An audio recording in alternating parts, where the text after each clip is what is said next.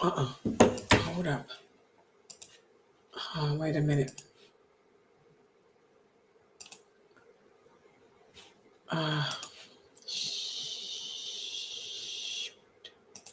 I messed up, guys.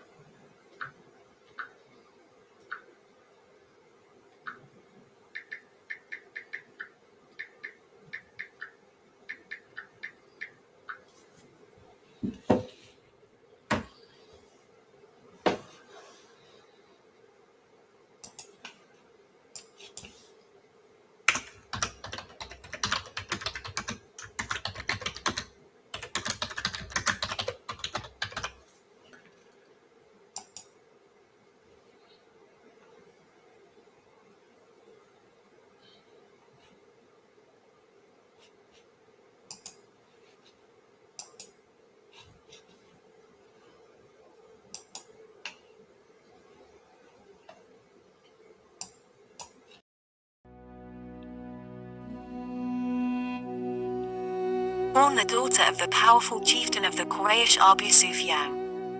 Her frail body, nor father's influence could stop her from accepting Islam.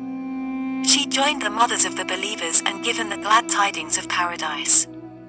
Her name is Habibah, Ramla Bint Abi Sufyan.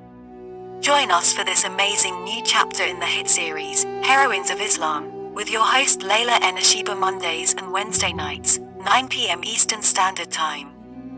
Right here on Sunnahfollowers.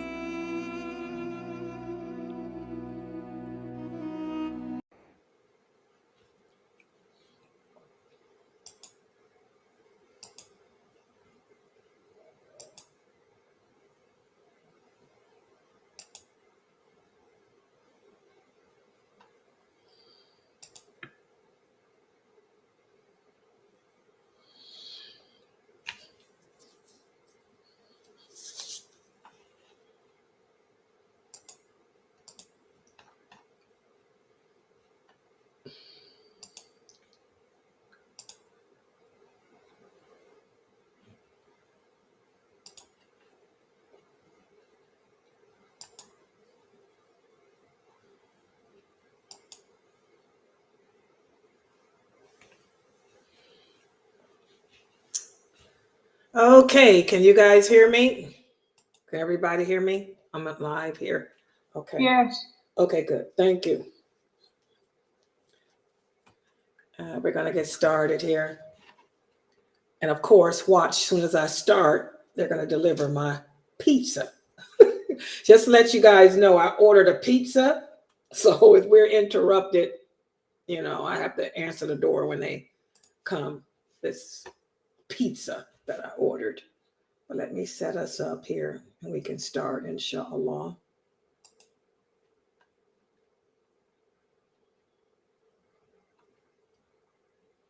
No, I'm checking them out. I don't know what all these did. They done added all these different things here. That's what I'm looking at. It's the stuff there that they added.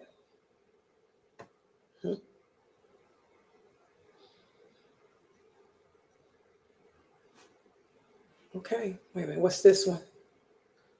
Whoa.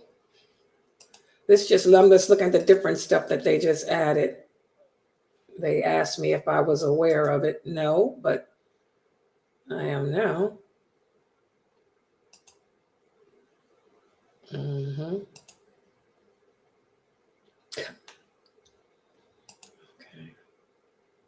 All right, let's get started. Wait a minute.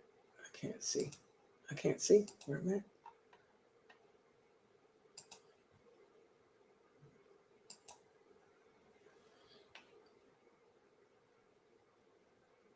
Hold on for a second. I think that's my... Okay, hold on for a second, guys. They're here with my pizza. So I'm glad I didn't start yet. So give me a second. Okay.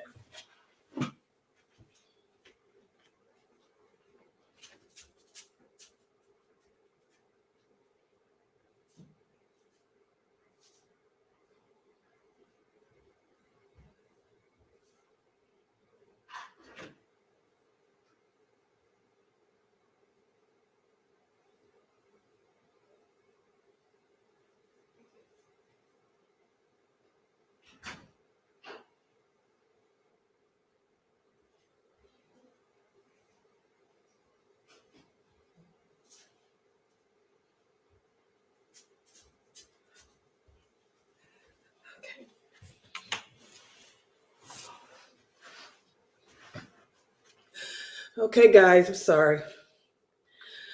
All right, we're ready? Okay, let's get started. Inna alhamdulillah wa salat wa salamallah wa rasulullah. Welcome to our series, Heroines of Islam. The Heroines of Islam. And alhamdulillah, tonight we're going to be continuing with the story of Habibah, radiallahu anha. Habibah, who we spoke about last week, the other day, her story is a story of patience.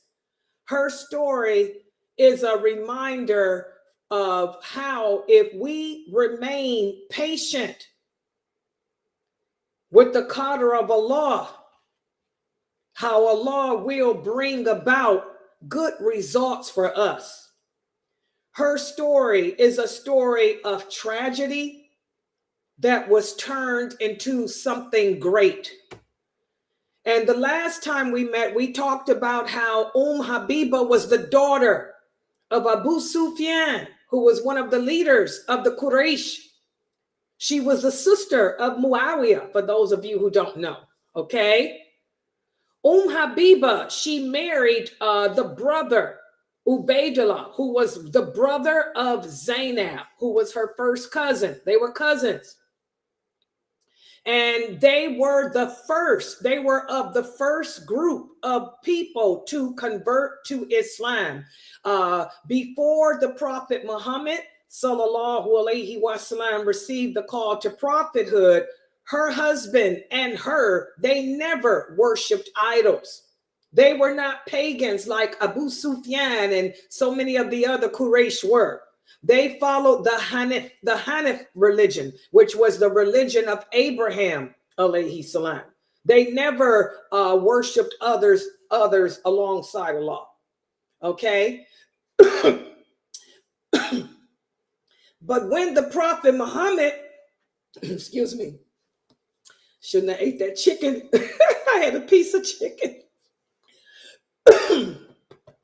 But when the Prophet Muhammad sallallahu alaihi wasallam received the call to prophethood, her husband Ubaidullah, along with Salama's husband, at that time were amongst the first group of Muslims, of the Quraysh to convert. And Habibah converted too.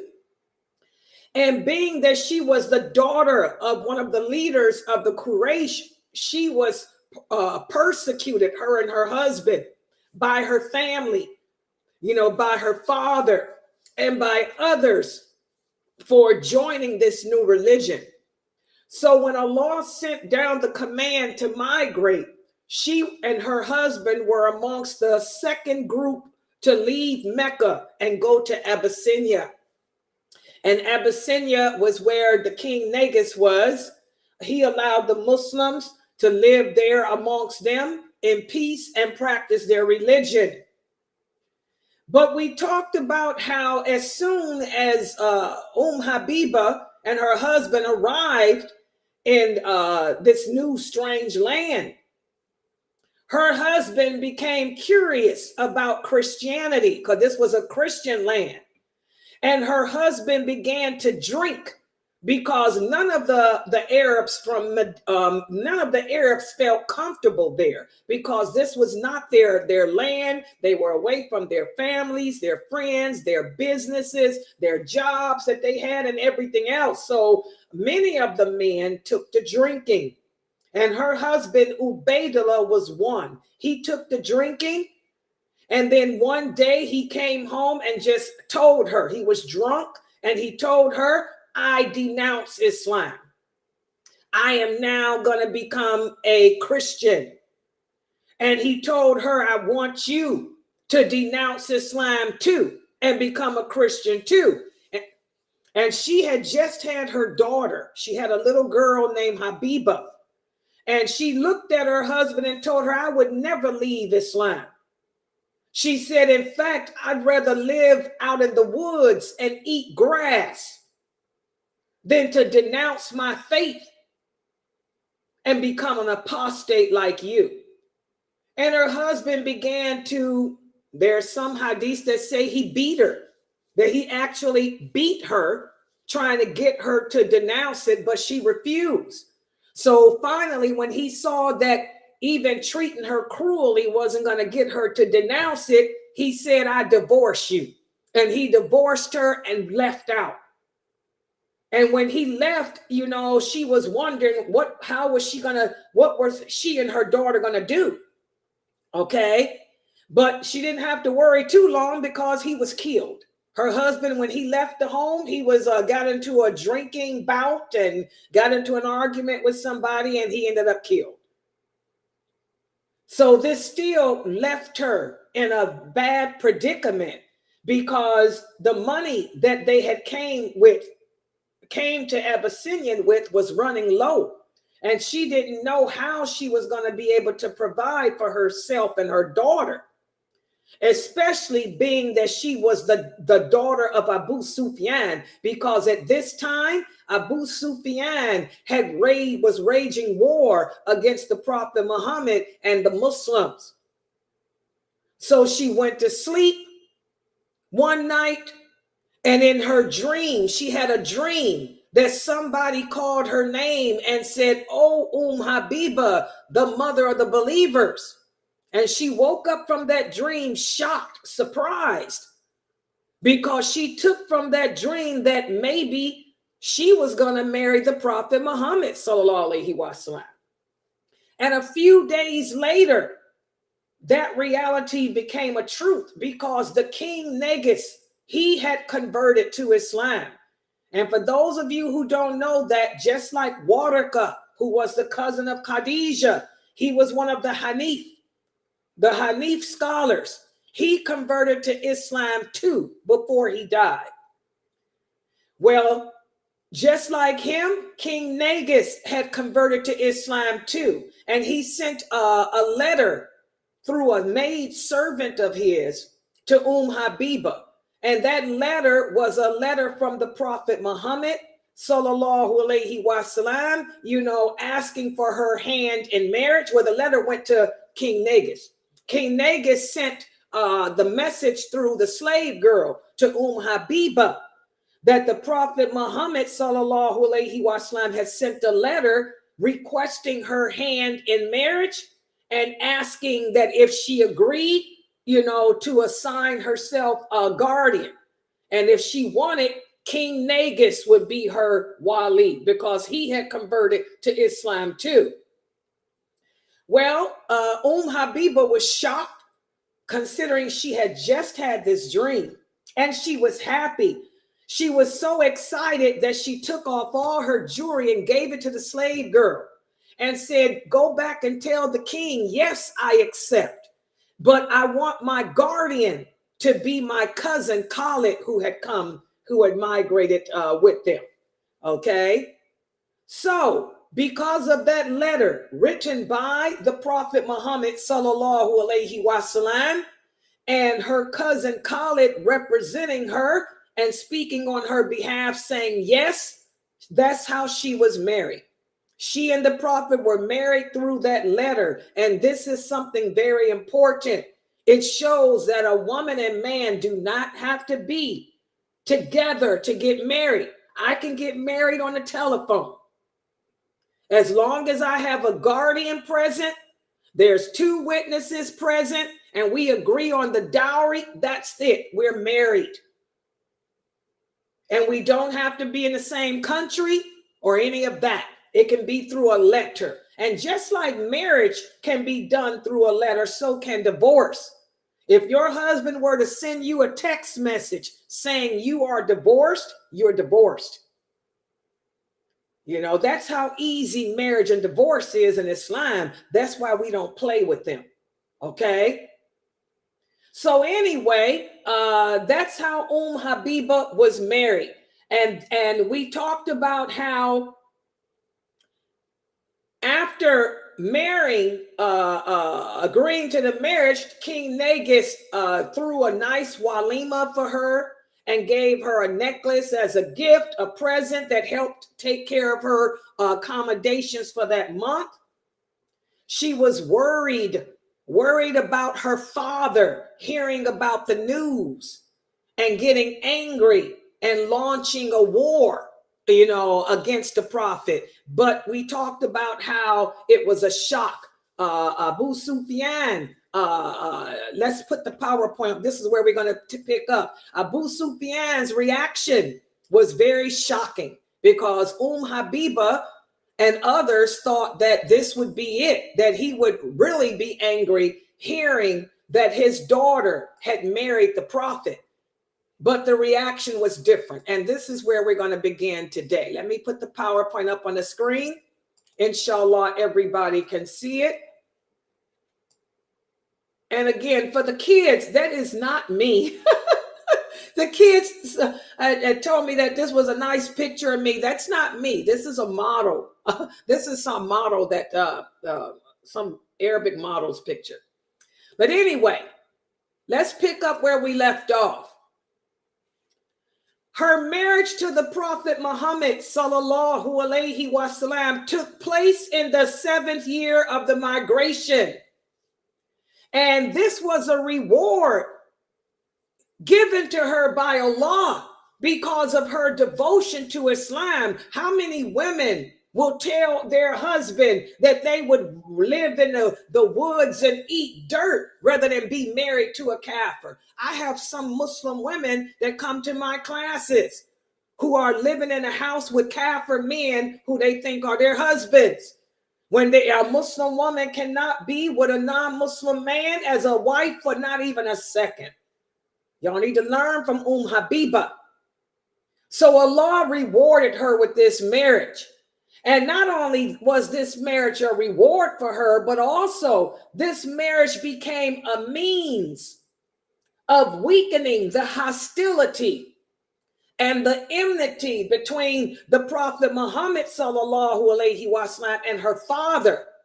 because even though Habibah expected her father, Abu Sufyan, to be angry at her marrying the Prophet Muhammad without his permission, that's not how it turned out. Shockingly, when Abu Sufyan learned that the Prophet Muhammad sallallahu alaihi wasallam had married his daughter, he said, Muhammad, is a man who is not to ever be refused for marriage. And he approved of it. Because remember, guys, Abu Sufyan and the Prophet Muhammad sallallahu alaihi wasallam were foster brothers. They were not only related as cousins, but they were both suckled by the same woman, like Abu Salama was. They were all brothers because they were suckled by the woman named Tamima. Tamima suckled them when they were first born. And before the Prophet Muhammad became a prophet, him and Abu Sufyan were best friends. They used to hang out together. They were very close. But religion becomes a means of separating us. So Abu Sufyan was happy to learn that his daughter had married the Prophet Muhammad because, number one, Abu Sufyan loved his daughter. And he worried about her being over there in that strange land. He tried to get King Negus to send her back, but the king didn't. Okay? So he was worried about her. Everybody heard the rumors about her husband becoming a drunkard and getting killed. So quiet as is kept, Abu Sufyan was very anxious about his daughter. So when he received the news that the Prophet had married her, he was happy because he knew the Prophet Muhammad sallallahu alaihi wasallam was an honorable, trustworthy man, and that he would take good care of his daughter. And that's why he said, if he asked for your hand in marriage, he's never to be refused, because there's no better person to have as a husband other than he. Okay? So that shocked her. So,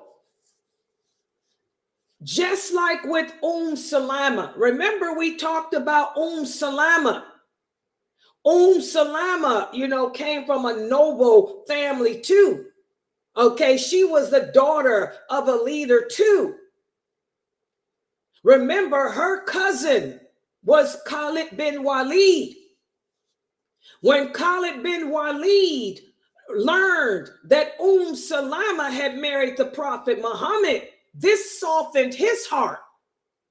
And Khalid bin Walid said, wait a minute, if my cousin, my sister married him, he must not be a bad person.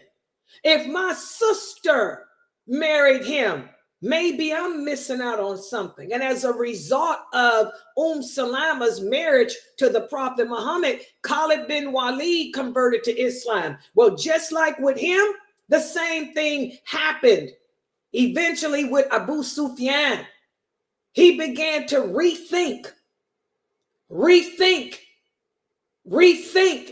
his position with the Prophet Muhammad sallallahu alaihi wasallam. Okay? Because of the Prophet marrying Habibah, the Quraysh understood. They eventually learned and began to understand that the Prophet Muhammad was not their enemy.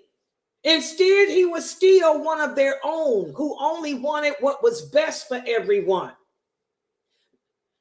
Listen to what Ibn Abbas, may Allah be pleased with him, tells us. He tells us that when Allah sent down the following verse of the Quran, he sent it down in regards to this marriage.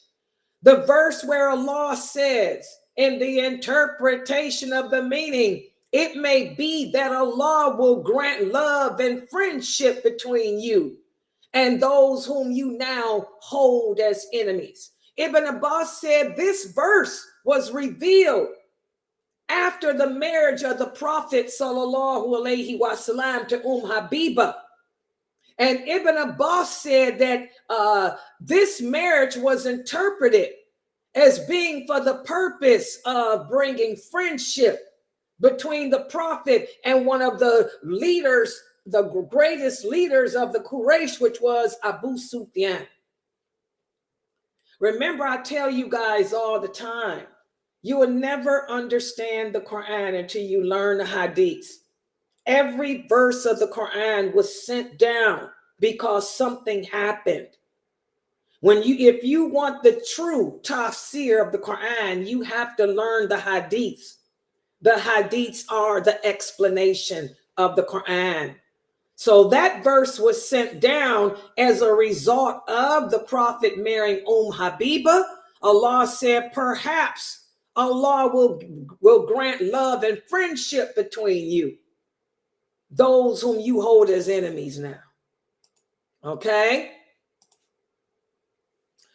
So, remember we talked about how every wife that the Prophet sallallahu alaihi wasallam married, he married for a different reason. Okay? Well, there were many reasons behind this marriage, not only to unite the Quraysh with the Muslims, but there were other means as well. For example, Habibah, radiallahu anha, she had sacrificed everything, her family, her home, her possessions, and moved to a strange land due to her love and devotion to Allah. This impressed the Prophet Muhammad, sallallahu alaihi wasallam, just as he was impressed by Sauda. Remember, he married Sauda under the same circumstances too. You know, back in those days, a woman of faith, a woman that will stand on her own without a man for the sake of Allah, that's a woman worth having. That's a woman that no man could refuse. A woman that puts Allah first and foremost, even over her husband. Nowadays, if a woman stands her ground against her husband, a lot of men call her a sinner. Well, a lot of these brothers today would think the prophet's wives to be some sinful women, because a believing woman would never sacrifice her relationship with Allah for anyone, not her husband, not her children, or anything else. Okay?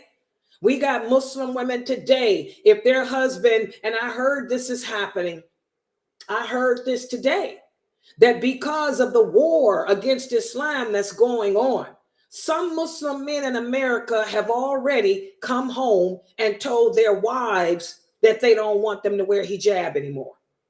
Can you believe that? Now, if Habibah's husband had come home and told her that, she'd have told him, I'd go out and eat dirt. How many of you Muslim women have taken off your hijab and taken off your jilbab because your husband said he don't want you wearing it no more because we are in bad times? And I heard this today from a non-believer. When I went on my appointment, the lady that was doing my appointment for me, she told me that. She said, there's some Palestinians. They're like you. She said, they're Arab like you, but they're from Palestine. She said, they come here and I do them, and they didn't have hijab on. They told me they're not going to wear it anymore because these are dangerous times. She said, so I'm surprised to see you come in still dressed like this. See how weak we are. You know, the prophet's wives, these women were strong women. They never compromised their faith for anyone or anything. And that was admirable.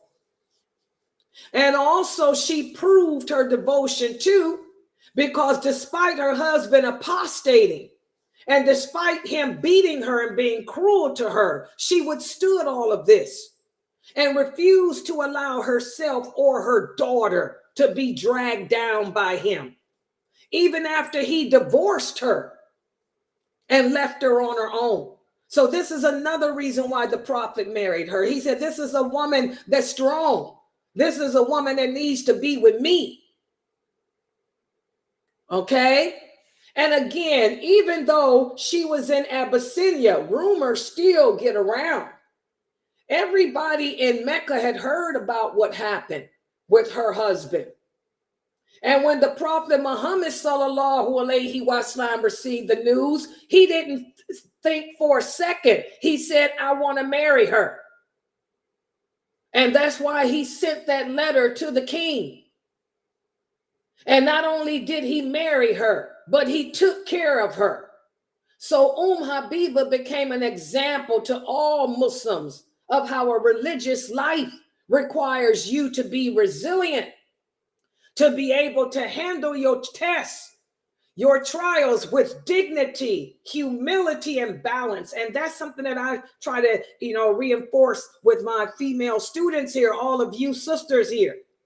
We're going through some harsh times, but we're not experiencing nothing worse than what those companions did. The same way Habibah and Sauda and all these women could handle themselves with dignity, humility, and balance, so do we. Understand that Allah doesn't put a burden on any of us that we can't bear. He's going to test us according to our strength of faith.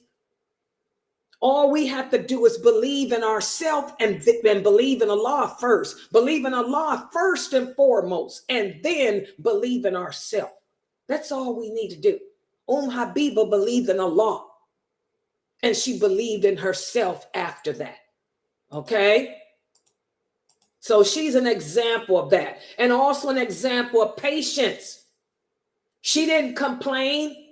She didn't go crying and running down the street and slapping her face. She withdrew. She withdrew from the other people and just was alone with her Lord. She made dua to Allah, asking Allah to give her the strength to overcome her hardship. And he did. Okay? And also another thing that comes out of her marriage to the Prophet is marriage by proxy. That's the dalil. Her story is the dalil that, again, a woman can be married in a letter, on a telephone. You don't have to be present to have to do a marriage contract. So a lot of fiqh come out of this marriage. Okay. So let's talk about it. What happened? Well, after they were married, again, Habibah is an example of patience. She stayed in Abyssinia, and the Prophet sallallahu alaihi wasallam sent money to her on a regular basis.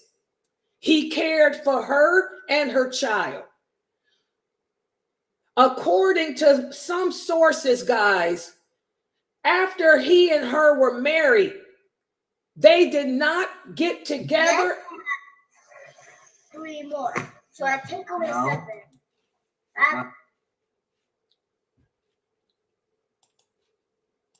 Okay. After she and the Prophet sallallahu alaihi wasallam were married, they did not consummate the marriage or live together or even see each other until 6 years later. 6 years later. 6 years later. We got a bunch of you women running around here begging and crying and going crazy because I want to be married. Here's a woman that was married and didn't get to be with her husband until 6 years later. And during those 6 years, the Prophet sent letters to her on a regular basis, and he sent money and provisions for her. So he took care of her and her daughter for 6 years, and he checked on her through letters and through messages sent back and forth. See the patience and the resilience that this woman had. According to Tabari, he said that her marriage took place in 7 AH when she was 30-something years old, and she did not get to see him and live with him until he was 60. I mean, he was 60 and she was 35. That's what they say. When she married him, she was 35. Okay. And she didn't get to see him until 6 years. That's a long time. A long time. It wasn't until the mosque of Medina was completely built that the prophet sent a letter to the king Negus telling him to send the Muslims back to Medina to him. And the king sent the Muslims in 2 ships. And Habibah was accompanied by Shurabil ibn Hassana. Okay? And check this out, guys. It wasn't until 6 years that she was finally able to be with her husband. And guess what? This is also when the prophet married Sophia. Isn't that something? Subhanallah. Subhanallah. The prophet had 2 new wives, Sophia and Habibah. Subhanallah. Let's talk about this. On the day that Habibah and the Muslims from Abyssinia arrived in Medina, this was right after the Battle of Khaybar, guys. This was after the Battle of Khaybar. And remember, at the end of the Battle of Khaybar, that's when the Prophet sallallahu alaihi wasallam recognized Sophia to be the daughter of the granddaughter of Aaron and married her. Well, that same day that he married her is when Habibah or Habibah arrived in Medina from Abyssinia. So the Prophet was happy that day. He was happy for 2 reasons. Number one, he was happy that the Muslims had won the Battle of Khaybar. And he was also happy because the Muslims from Abyssinia had finally arrived to Medina. Now, this shows how our prophet was not like no regular man. We did the story of Sophia last week. Remember, after marrying Sophia, the prophet was so attentive to her. She had lost her father. She had lost her brother. She lost her uncle. She had been dragged through the battlefield and seeing the dead bodies of her people.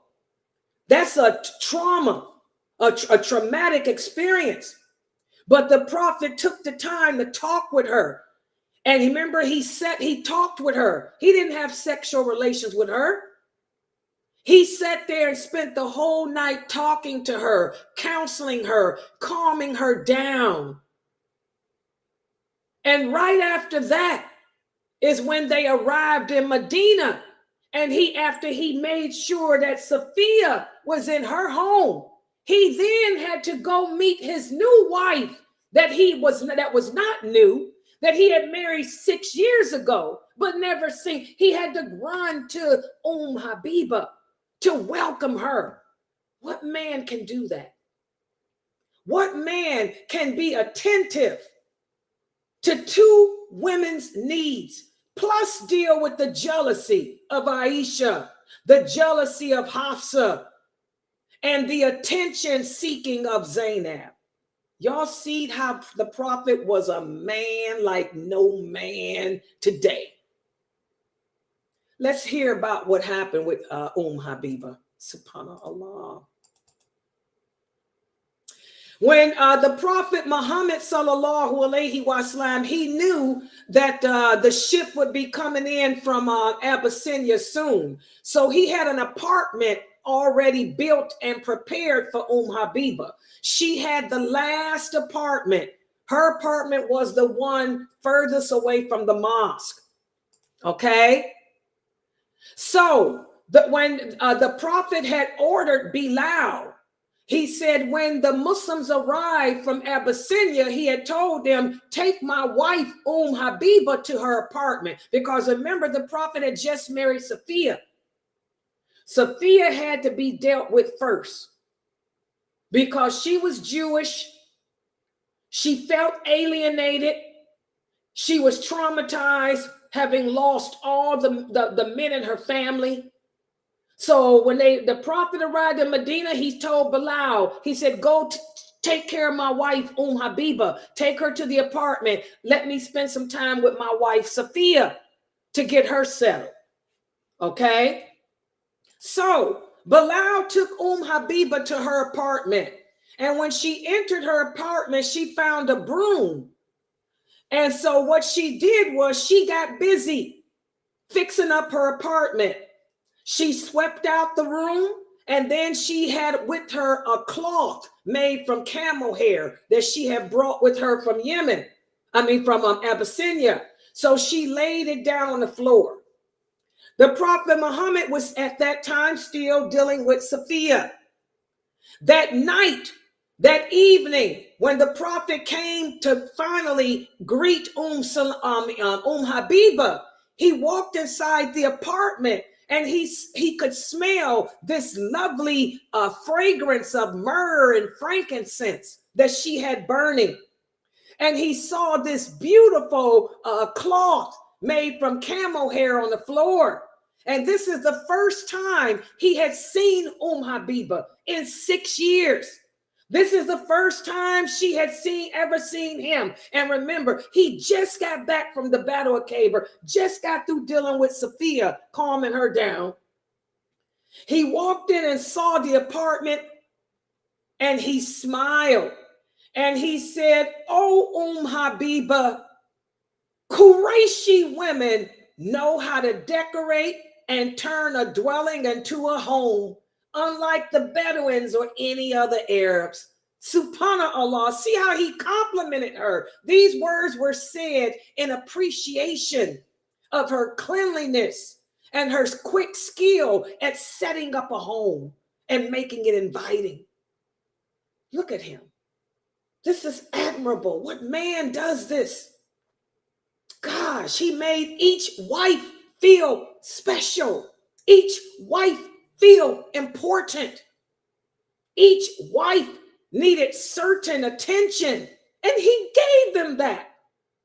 Subhanallah. What a man, what a man, what a man.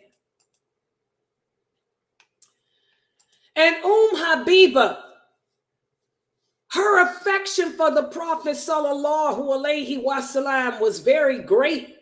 In fact, we have an authentic hadith where she tells us that she used to call him my beloved. That was the nickname. They said whenever Habibah spoke about the Prophet Muhammad sallallahu alaihi wasallam, she didn't say the Prophet of Allah. She would say, my beloved, my beloved, my beloved. That's how much she loved him. Her nickname for him was, oh, my beloved.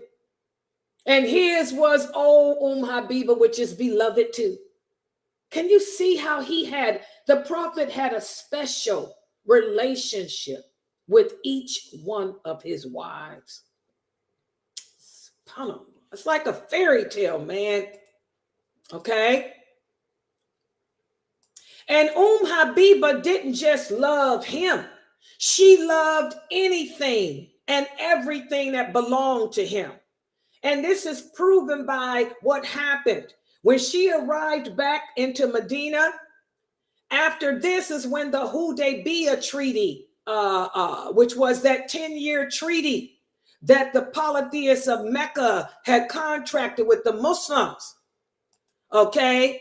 But this treaty became broken when the Meccans incited the tribe of Bakir, who were affiliated with them, to go against the Huzay tribe, and they attacked them. In fact, these people were Muslims, and they were making salat. They were making salat when the tribe of Bakir attacked them and killed them, massacred them while they were all in sajda. Okay, so that ended up breaking the Hudaybiyah Treaty, and this happened right after Habibah had arrived in Medina. Okay, and when the Prophet Muhammad sallallahu alaihi wasallam heard how these Muslims were killed so savagely while praying, okay, he was so upset, And one of the survivors came seeking help from the prophet. And the prophet said, of course, I'll help you. And that's when he consulted with the other companions, and they made the decision to attack Mecca. This was what led to the conquest of Mecca. So you can see, guys, Habibah, radiallahu anha, she didn't get to be with her husband until 6 years later. And right when she was with him, he ended up dying not too long after. The prophet, she didn't have much time. She didn't have much time with him because he died after the conquest of Mecca. You all know that, okay? But to prove how much she loved him, when that Hudaybiyah treaty was broken, her father, Abu Sufyan, he didn't want the Muslims and the Quraysh to go back to fighting, okay? So he tried to rectify the problem. He came to Medina wanting to try to keep the treaty. He met with a few people, including the prophet, Abu Bakr and Umar, but they all refused to talk to him. So as a last resort, Abu Sufyan decided to visit Habibah, his daughter.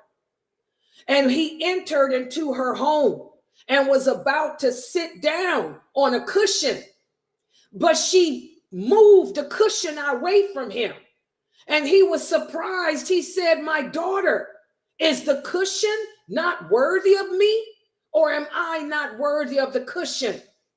I want y'all to pay attention to her answer. This is actually the only page I forgot it. I want y'all to pay attention to her answer. He said, oh, my daughter, is the cushion not worthy of me, or am I not worthy of the cushion? She replied, this cushion belongs to the Prophet Muhammad, and a filthy non-believer like you can never be worthy of sitting on it. Subhanallah. Again, we love our parents. We love our husbands. We love our wives. We love our children. But if they go against the law, they go against our religion, they go against our prophet, that's where we draw the line. Because love for Allah comes first. Love for the Prophet sallallahu alaihi wasallam comes second. And we do el-bara. We show el-bara against anyone or anything that tries to oppose that. Does everybody understand? Habibah looked at her father and told him, a filthy kafir cannot sit where the Prophet of Allah sits. And remember, she hadn't seen her father in years. This is the first time she'd seen her father in years. But her love for her father did not outweigh her love for the Prophet. So what did Abu Sufyan do? Well, Abu Sufyan was surprised. And when she said this to him, he replied to her. He said, my daughter, you have changed since you left us. And she answered him back. She said, no, Allah has honored me with Islam since I left you. So again, that shows her love for the Prophet. And this is the first time her and the Prophet have been together in those 6 years of marriage. But she loved him. He provided for her. He maintained her all those years, her and her daughter. He sent messages back and forth to her to check on her. How many of you brothers do this? He had 11 wives. You brothers only have 2 or 3 or 4. And you don't check on all your wives like the Prophet did. A lot of you don't let your wives feel special. You don't make each wife feel that she's special. And all you got is 2, 3, or 4. SubhanAllah. It's really sad. Okay? So, Her response to her father is a beautiful example as to what a Muslim should do when somebody who is against their way of life tries to impose upon them. Because no matter what the relationship is, even if it's our close relatives, you know, our allegiance is to Allah, to the Prophet and the believers, not to the unbelievers. So when Abu Sufyan received this response, he had no choice but to leave and go back to Mecca. And he was unable to hide his shock when he told the people of Mecca who had gathered around him that they could forget about a peace agreement. He said, I have never met a tribe of people more devoted to a person as the Muslims are to the Prophet Muhammad sallallahu alaihi wasallam. And that's where we're going to stop in her story right here. But I want you guys to imagine this. 2 wives who were freshly married, well, freshly with. The Prophet handled Sophia, and we talked about how after the Battle of Khaybar, the Prophet didn't have a place for her. Remember? So she had to stay in somebody else's house while they build her apartment. The Prophet had only prepared the apartment for Habibah. Okay? But even though Sophia was staying in someone else's house, the Prophet still met with her and made her settled and let her know that he cared for her, he loved her, and she was safe and she was okay. And then that evening, he went run into Habibah and made her feel, oh, only a Qurayshi, because she was his cousin. They were cousins. Only a Qurayshi woman knows how to turn a dwelling into a home, a house into a home. And he was able to hold her, meet with her. Finally, after 6 years, I can finally be with my husband, my man. Can you imagine the happiness Habibah had to feel? And on the other hand, guys, you remember we talked about how jealous Aisha was of Sophia. Well, she imagined how jealous she was now that Abu Sufyan's daughter was here too. She had 2 more co-wives to worry about taking her man. Okay? So the Prophet had to deal with Aisha too, and Hafsa and her temper, and Zainab. Remember, he had just married Zainab. He married Zainab right before the Battle of Khaybar. And Zainab wanted attention. Oh my God, what a man he was to handle all those high-strung women, those confident, high-strung, beautiful. And they were all beautiful. They said Habibah, remember, she was the Prophet's cousin too. They say she was beautiful too. Okay, her, Zainab, and Salama. Her, Zainab, and Salama were all cousins. They were all beautiful. They all looked like him. And then you had Sophia, who was beautiful too. She was the granddaughter of Aaron, the niece of Moses. God. He was able to handle all of them women, those strong women, and their characters. God, wished it were me. I wished it were me. Okay, we're going to stop right here for today. The next time we meet for this class, which will be Monday, we're going to pick up from where we left off. We're going to talk about what happened. Now that Habibah is settled in, how did she get along with Aisha and them? And what about her father? What about her father? What about her brother, Muawiyah and them? We'll pick that up on Monday. So I'm going to stop right here. Subhanakallahumma wa bihamdika ashhadu an la ilaha illa anta astaghfiruka wa atubu ilayk. If you guys have any questions or comments, inshallah, you can go ahead and ask them, inshallah.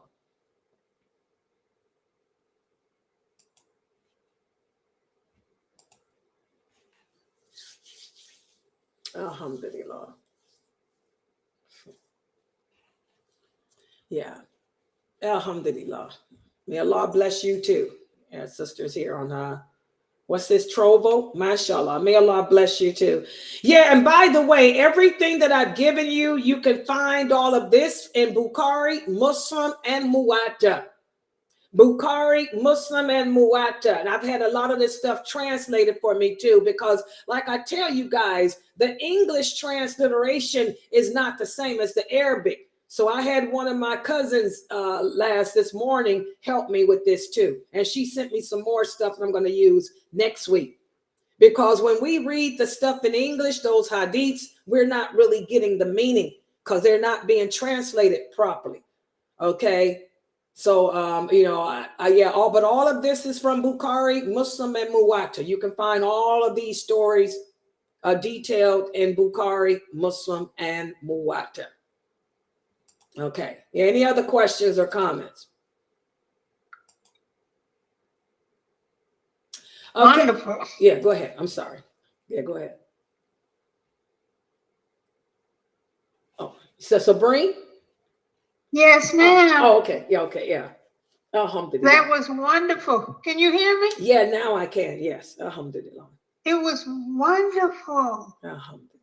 Yeah, can you imagine? And I am so interested in wanting to hear how this continues. I mean, it's amazing. You think about it, he had 3 new wives because he had just married Zainab right before the Battle of Khaybar.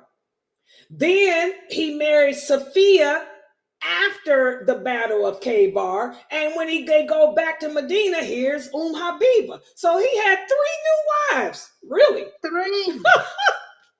3 personalities. And they were all strong. They were all the same blood.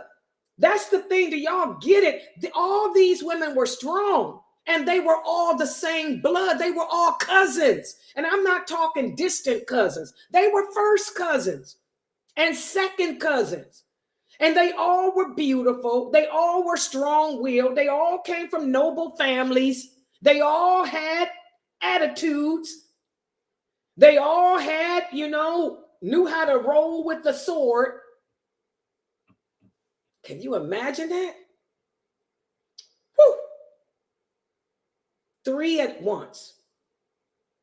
And it gets better because right after Habibah got home, he married the next one. Because right when I've been Habibah, he married another one in a matter of a few months later. Subhanallah, what a man, what a man, what a man. I was up all night, all day and all night. That's why I haven't slept. I've been so geeked up about this story. I just wished I kept. Y'all don't know. Sometimes I feel bad being alone because I wanted to talk to somebody about it last night. I didn't have nobody to talk to because all y'all sleep, but I was sitting here and wondering, I said, oh, look at this. So I was texting the sister that sent me this information, texting her, and I'm like, oh, I just want to talk to somebody because, I'm a writer and I'm a dreamer. I'm a fantastical person anyway. I'm like, I wish it was me. What would I do? I was seeing myself because I fit in there. I mean, I imagine myself fitting in. Can't y'all see me as one of his wives? I mean, really, I saw myself as one of his wives. I said, I can see me married to him. And I know how strong I am.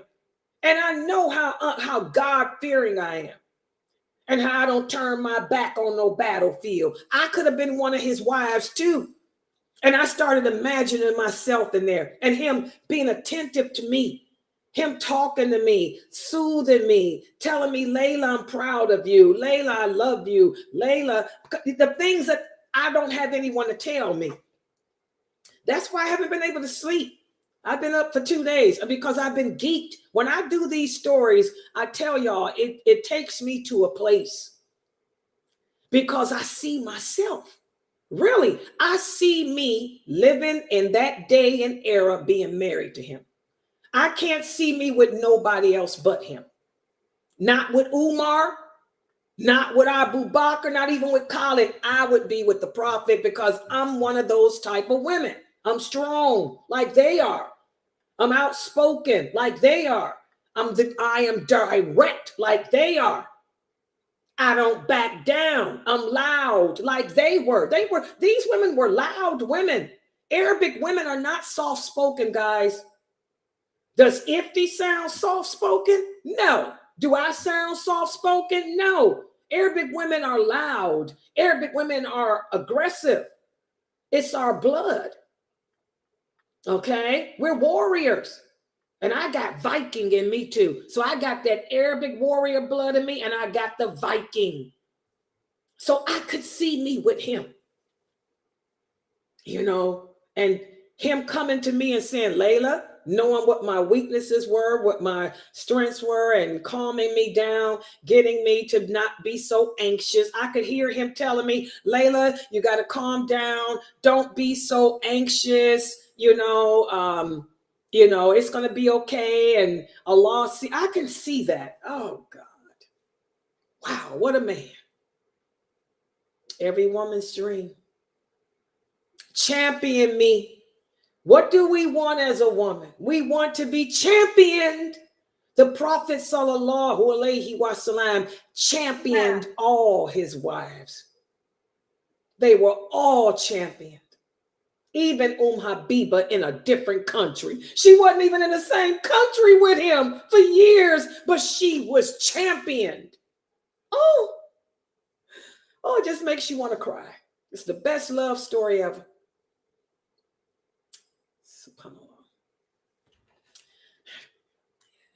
I'm going to write in my book tonight. I didn't get a chance to write in my book last night, but I'm going to do it tonight because I ain't sleepy. I did this story. I'm not even sleepy.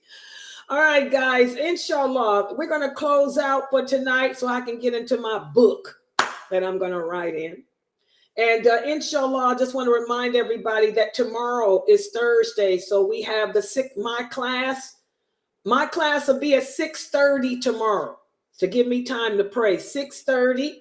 And you will have a quiz too on we're going to continue with the last part of chapter 13 of the book Wella Well Better. We're going to complete chapter 13, and then I'm going to give you a quiz afterwards. And then at 9 o'clock tomorrow, we have the Hadith class. Okay? So I want to thank everybody for joining and participating. I'm going to go in here and eat my pizza that's waiting on me. I got to heat it up. And inshallah, I'll see everybody tomorrow. Subhanakallahumma wa bihamdika ashhadu an la ilaha illa anta astaghfiruka wa atubu ilaik.